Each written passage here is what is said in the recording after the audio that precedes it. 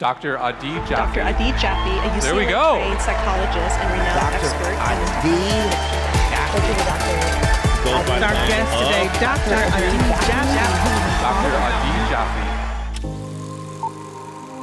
I remember the days right after college, like when I graduated from UCLA.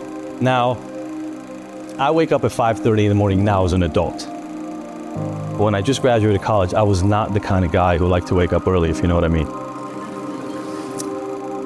But on this particular Saturday morning, the Beverly Hills SWAT team just swarms my bedroom. Within seconds, I found myself handcuffed right under a massive poster of Al Pacino and Scarface.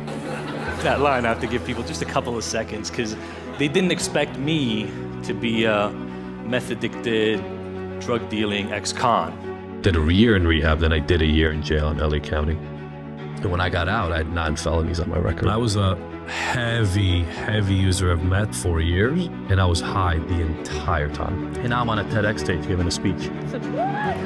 My name is Dr. Adi Jaffe, and for the last 20 years, I've used my own reinvention story and my neuroscience and psychology Ph.D. to guide some of the world's most successful and incredible personalities, leaders, and teams through their toughest transformations. After 20 years of doing this work, I know this with certainty. We resist change because it's uncomfortable. Discomfort, it's not the enemy. It's a sign that you're ready to move forward. If you're afraid of failure, you're doomed to fail. Because look, I'm not unique in overcoming my difficulties. At best, I'm unique in being so public about them. We have to completely reconfigure our understanding of failure. We cling to the habits, the behaviors, the relationships that have shaped us, even if they're holding us back, even if they're dragging us down. Now I look at negative outcomes as opportunity. Stop running away from negative outcomes. People say I'm hooked on cocaine, I'm hooked on meth, I'm hooked on this video game. You're not hooked on the video game. You're hooked on the pain relief that the video game is giving you from some other hook that has its claws in you. We are the sum of our habits, our physical environment, the people we spend time with, our internal beliefs. If you're willing to shift all of those, you can easily kick any addiction. The number one thing you have to do is make a decision that you're willing to change. Everybody loves silver bullets. But the only thing to do is to stop, face it, deal with it, and resolve it. By walking through the fire and not running away from it, by embracing failure and building its learnings into the way that you do everything, you get to claim your future. You get to call your shot. You get to know that no matter what happens in your everyday life, you can show up the next day better. I'm not saying the road is easy for everybody. That's not what I'm saying. I'm just saying it's worth it. That's the power we all get. You get to do that. That is your destiny. Do not give up on yourself. How many of you here today have something that you love doing, something that gets you excited, makes you happy, that brings you joy? Say aye. Aye. So we all have something like this, and for me, that's always been books. Since I was about this big, my mom tells a story of how I would run home after school, open the door, and just beeline straight to the bookcase, grab a book, and then I'd be good for hours. They didn't need to worry about me. Those books, they didn't just serve as an escape from my reality, they gave me a window to the world. They showed me things about life. And that love of books has continued to this day. You know, I love holding a book in my hand. I have my Kindle and all that kind of stuff, but I love just holding a book. My wife and my friends make fun of me on a regular basis where every single time we move, my boxes of books have to go with me. They're like little treasures. I just can't get rid of them. It doesn't matter how long ago I've read them, how tattered up they are. And today, I'm here to talk to you about one of those books, a classic book. A book, by now I must have read over 100 times. This book has made me think about some of the most basic elements of human struggle. They made me rethink the templates that we use to explain life's most basic principles and concepts. The book I'm talking about is obviously The Very Hungry Caterpillar. I see you've read the book. Some of you might have been expecting me to pull out something like The Old Man and the Sea, War and Peace, Atlas Shrugged, and those are great, amazing books, but I have 2 little kids. So my reading materials over the last few years have whittled down a little bit, and The Very Hungry Caterpillar is a good one. My kids love this book. They've read it by now in English, in Spanish, in Hebrew.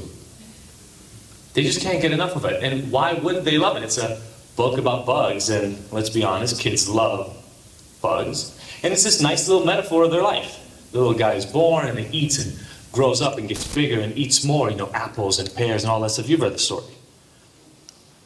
Now, as somebody who studies human nature and particularly addiction and compulsive behaviors, I gotta say, on the 6th day, I think the guy was struggling with a little compulsive binge eating or something. I mean, for crying out loud, cake, ice cream, sausage and pepperoni, cheese, candy, pickles.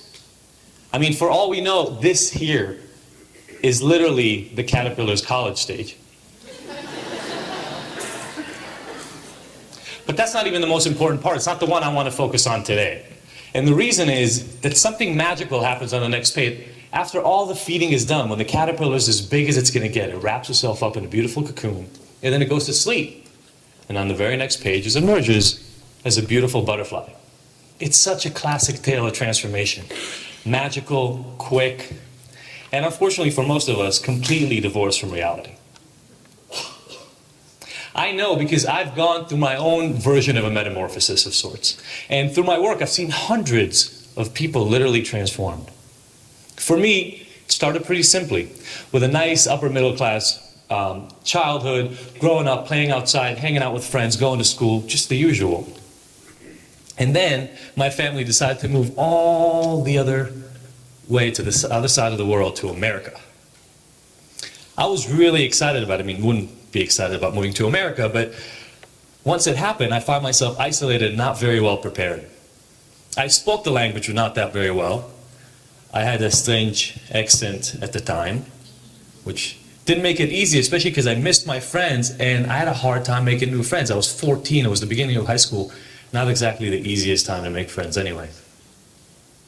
In some ways, I consider the next few years of my life as my first active attempt at transforming who I was into my new American self. So I did what anybody would do. I joined a football team, I listened to a lot of pop music, and I practiced my accent. Not bad, right? It took a while, but it worked and life got smoother. I ended up having friends. I drove a car. It was a Buick Regal, but it was a car. I got a girlfriend. My life seemed perfect. And then we went away to college and she broke up with me and it felt like my life pretty much completely collapsed. Anybody remember New Love, the beginnings? So I was in college going through that and I found solace in what all my friends found solace in, which was alcohol and weed. A lot of alcohol and a lot of weed, to be honest. That wasn't that different from all my friends, but I went even harder, as I like to do. So I found harder drugs. I found cocaine, I found hallucinogens, MDMA, methamphetamine. I did whatever I could in order to push away, to numb, to ignore the pain, the depression, the sadness that was enveloping me. In my own version of the Caterpillar's Saturday night binge, I made drugs the center of my universe. I started selling them, surrounded myself with more and more people who were equally as lost as I was. I made a lot of money, used even more drugs, and dug myself deeper and deeper into a hole. And then one day, somebody held me up at gunpoint, and I went out and bought my own gun. My transformation had been complete. Get up, hands over your head, hands in the air, get up. I gotta tell you, there's no better way to wake up in the morning than have a SWAT team run into your bedroom at 8 o'clock on a Saturday morning, filling your room with cops who are just pointing automatic weapons straight at your head as you lay in bed. I was facing 18 years in prison for 13 felony counts, and my life seemed pretty much over at the ripe old age of 25. Did you know that during the process of metamorphosis, a caterpillar doesn't become a butterfly simply by adding on some beautiful wings and the removal of some legs? I mean, it seems like that process should be easy enough, right? That's why we love using it as a metaphor for change. However, what actually happens behind closed doors, or closed chrysalis, is way more dramatic than we give it credit for being. That caterpillar has to use the same digestive juices it used to eat all that food before to literally break down its own body.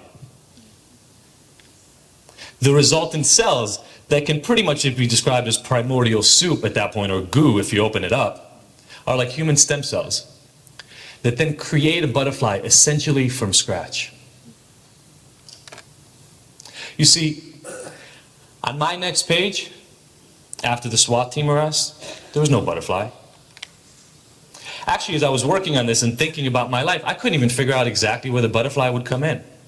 I mean, would it be when, maybe it was when I quit drugs. If not then maybe when I got into graduate school, or maybe when I graduated. No, not quite yet. Maybe when I met my wife or got married. When I had my kids. Maybe the butterfly hasn't even shown up at all yet, and it'll show up when I get off this darn red circle, or when I finally finish writing that book I've been meaning to work on for the last 10 years. All of this hit home as I was being interviewed for a documentary on addiction. And the filmmaker asked me a pretty simple question. She just asked, how did you know back then, after everything that you had been through, that you were going to be okay? I started tearing as soon as she asked the question. The reality was, I had no idea that I was going to be okay. Nobody did. I mean, pretty much everybody who knew me back then would have been completely surprised and happy if I could have just found a way to move forward through life staying out of prison. The only thing I could figure out at the time was how to wake up every morning and put one foot in front of the other, deliberately walking forward. Trust me when I tell you that nobody imagined that 15 years later I'd be standing in a circle like this talking to a crowd like you. Back then, I was just trying to get a job.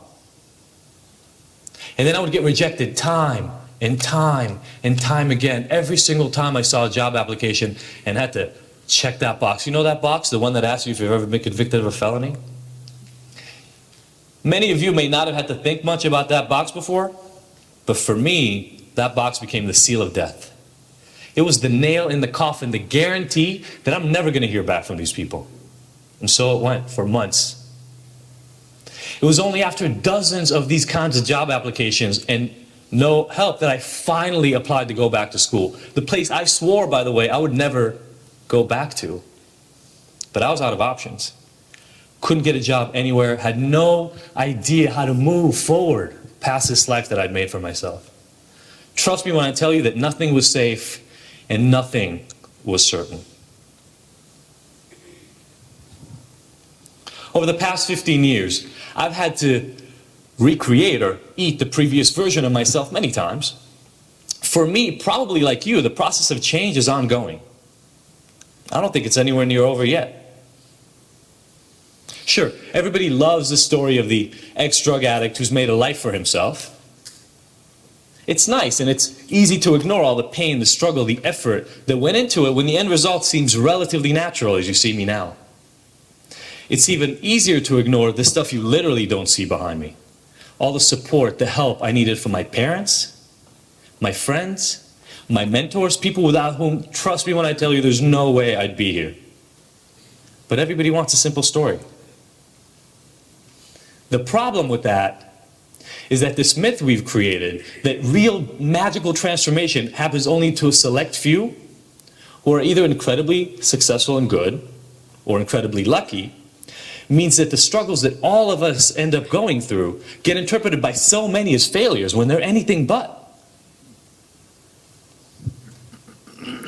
However, even in that story of the very hungry caterpillar, contrary to the one-page magical transformation the caterpillar goes through, a real caterpillar takes 2 weeks or more to transform itself into a butterfly.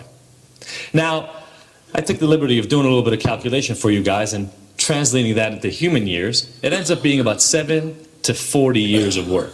I know that's a big range, but how many people think that sounds a little bit more realistic? You see, these magical transformation or happily ever after stories, as I call them, that we tell, the ones that promise that real happiness is waiting for all of us just past some magical rainbow, they don't serve us well. I learned a lot about my life and what to expect from the books that I read. I'm sure that you guys did too.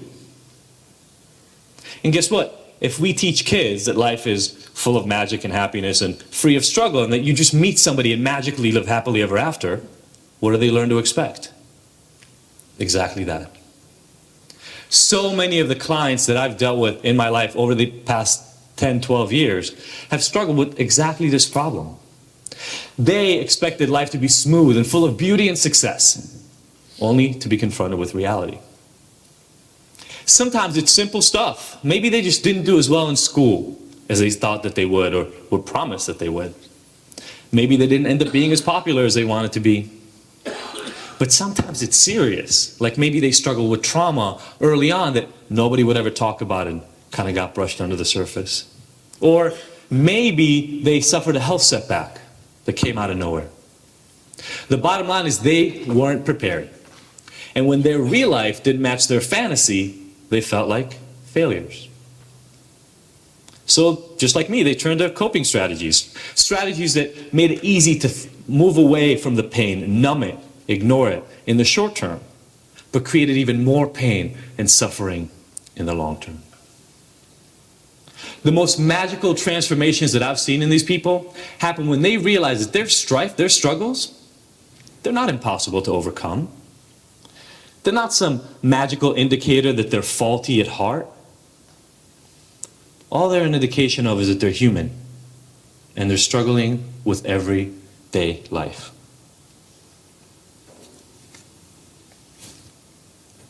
Resilience is the ability to positively and effectively adjust to adversity in life. If we want our kids to be resilient the same way we want them to be good at math or at reading, we have to train them to do so. And this isn't rocket science. I know there are a lot of rocket scientists here, but this isn't rocket science.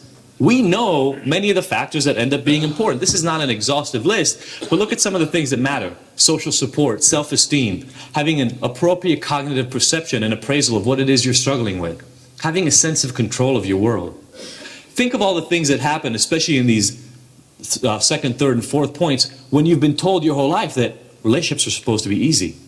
Life is supposed to be smooth, and then it doesn't end up being that way. What about the social support of the shame, the fear you have that you're a failure and that you withdraw? You look for other ways to deal with the pain and you don't turn to other people because their life is perfect. Let's test this here right now. How many people got to be an adult? Those of you who are adults. How many people got to be an adult up to this point in life with zero struggle? Anyone say aye? Anybody become part of a relationship that was completely free of tension or fights? Oh, you laugh. Okay. Let's test it the other way around. How many people have to work really, really hard to get to whatever point it is you're in life right now? Say aye. How many people are part of relationships that are amazing but require ongoing work and effort to maintain them? You see, human struggle, it's not a problem somebody's going to solve one day. It's a reality. And if that's true, then the one thing we get to control is how we react to it. So, if that's true, let's stop being afraid of the pain and the work and the struggle. Let's embrace the real work that it takes human caterpillars to become butterflies. I mean, what are we trying to hide from ourselves and our children? The truth? Wouldn't it be nice if we all relate to the struggle to just let go of that terrible, terrible story that you have to be perfect just to be good enough? Let's teach our young that the struggles that they are going to end up encountering, they are in no way, shape, or form a sign of failure, but instead they are the path to success. I think we can use hearing that ourselves sometimes. Let's drop this notion that greatness is saved for a few lucky people with the reality that the vast majority of us can achieve great things if we just keep working at it. Because you know what? Everybody deserves to be proud of who they've become. And everybody deserves to be supported through all the work that it takes them to get there. I know that I was, and that's why I'm standing in front of you right now. I know you all want to be, and that's why you made it here today. And I know that's the story that I'm going to teach my kids. And I hope you'll join me. Thank you. The way we see life and the way we see relationships anyway is it's always a work in progress. It never, I think some people, or maybe that's not even good to say, it's my expectation early on in life was that you reach this point where it's done. Right? Like, oh, I've done. Like I got a degree. I have a Ph.D. now, so it's like I did enough work. They gave me the piece of paper, and my learning is done. I don't think that's how life works. Especially not with somebody else, where they're changing all the time, and then you have to adjust and change. So when Sophie says we're still learning, I think it's an ongoing learning process. And what we want to talk about today is actually what are the tools and what are the ways that you can set up regular practices so that the learning is ongoing, but not because you got into crisis, right? A lot of us only really communicate, and we only learn to communicate when things went sideways. It's like, if it wasn't bad enough, we don't need to talk about it. And I think a lot of people, how many people have been in relationships where that's kind of how you do it? If it's not terrible, it's fine. We'll just gloss over it and it's okay. The problem is what we found in our relationship historically is it will get terrible at some point. At some point you will have a really, really massive fight. Something will happen. And so a lot of what we're going to talk about today is what does the maintenance version of that look like? What does it look like to know how to cultivate the connection, the intimacy in a fuller, more progressive way constantly? A lot of times we do focus on techniques and what you say and how you say it and all that stuff. We're going to cover more of that today for sure. Yeah. But at least about half of the communication you have with other people is completely nonverbal. It's the way you show up, it's the way you're breathing, it's the way you enter the room, it's the energy you give off and the feeling that people get when they're around you, the way you sit, etc. And so Sophie's going to get us started with a more embodied practice to just get everybody sinking into this. Grounded. You know, there's about 20, 25 people in the room, and you've all had a different experience until you walked here today. And that is something that we don't appreciate in life oftentimes, right? We see somebody and we think we know what their day's been like because we think it's been like ours. But we don't know. You've been in the car.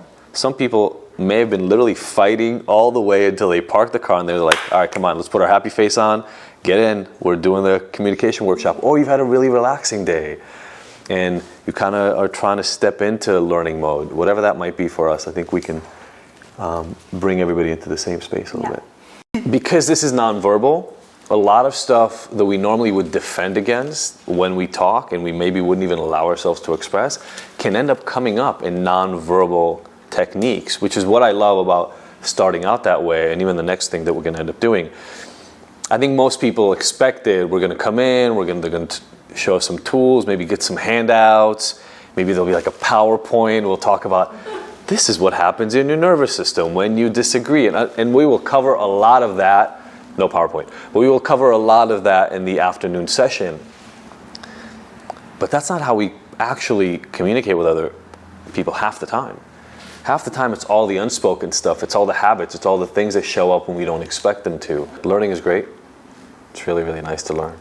But if we don't implement and we don't make it a regular part of what we do, then there can be some discomfort when we go to practice it again because we're not well versed in doing it. I think that's a really, really good point, right? Even practicing these things alone, which is what's so beautiful about those of you who are in new relationships or those of you who are seeking relationships. This is what we didn't know when we started, if I'm honest, right? I had no communication practices. I had no self-awareness practices alone.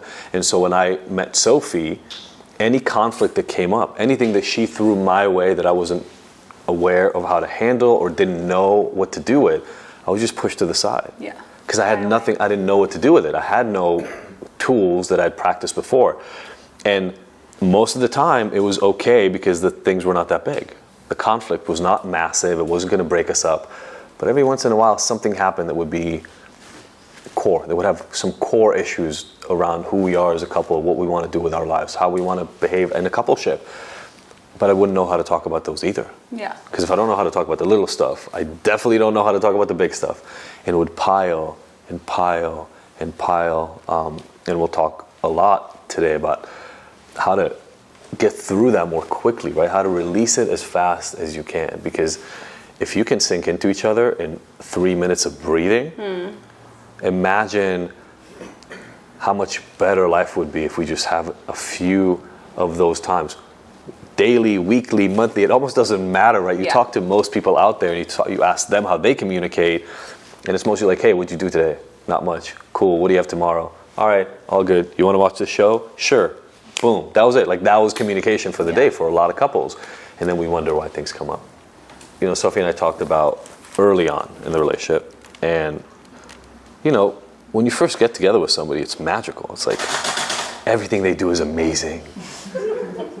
Right? Oh, did you see the way she did her hair? The way she wakes up in the morning? And we'd go to class together. So we literally had a class together when we first met. And I was like, just sitting next to her in class was like pixie dust just everywhere. It was amazing. And then nobody else, it's just me. That's okay, no, 18 years. 18 years. No, okay, good. I mean, I guess maybe that's why we're here. And then the little other stuff starts showing up. And I think for me, that was always why it was hard to talk about it. Because like Melissa mentioned earlier, I always knew that the big stuff was really good. So why even bring up the little stuff? And I didn't understand that there was so much more, that there was a reason to break. When you just said right now, like the magic is in the conflict, in the work. I obviously know that now. Anybody who's done work with us know I talk about that all the time. But my idea was different. And so I really do want to honor all of you showing up here today, especially those of you who are not even in a relationship right now or are not here with your partner, because I want to shift our perspective for the whole day. And we're going to do this exercise to help you get to know everybody else in the room here really quickly. But I want to shift our perspective. There's this perspective, this concept out in society that the only reason you would be doing work with a partner, the only reason you would have to go to therapy or counseling or coaching is because there's something wrong, right? But I'd argue that's not true in any other area of life. No. Right? I sat on with my kid today looking for a development, like a programming course for my kid who loves programming. So I'm going to hire somebody for him. I'm going to pay for a service in order so that he could get better at this thing that he loves. But he's really good at it. There's no problem. He's probably the best at his age out of anyone. He's but great at it. Yeah. He just wants more. Yeah. Right? The reason we do this work, the reason we have a therapist now, the reason we don't stop is because we love each other so much and we appreciate each other. I don't want to stop growing in the way that we get along, right? And a lot of people out there... You all heard that, right? It's on video? You got that? Okay. Send me a clip.